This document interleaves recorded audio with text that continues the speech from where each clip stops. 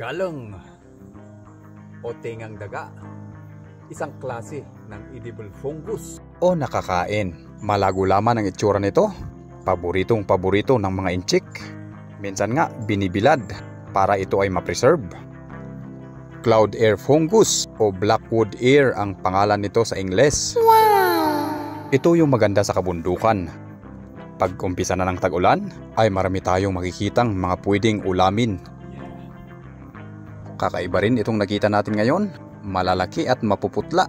May lahi siguro ito ba?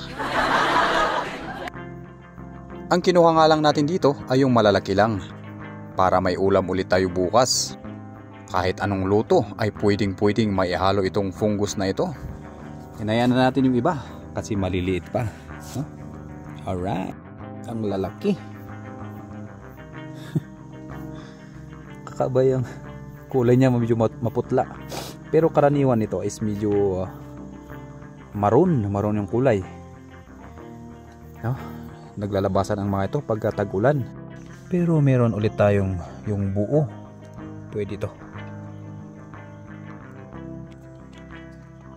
Ito yung sayang. Baka hindi na to pwede. Tingnan natin. Uy. Parang pwede pa nga. Kaya wala nang patumpik-tumpik dyan. Hugasan na. At atin na itong lulutuin. Saktong-sakto ito pampainit ngayong tag-ulan. So ganito yung mga sangkap na available na ating ihalo ngayon. Simple lang, mushroom soup. Ang kailangan, meron itlog, sibuyas, bawang, pechay at onion leeks. Hiwa-hiwain na lang din nang sa ganon hindi tayo mabulunan pag atin itong kinain.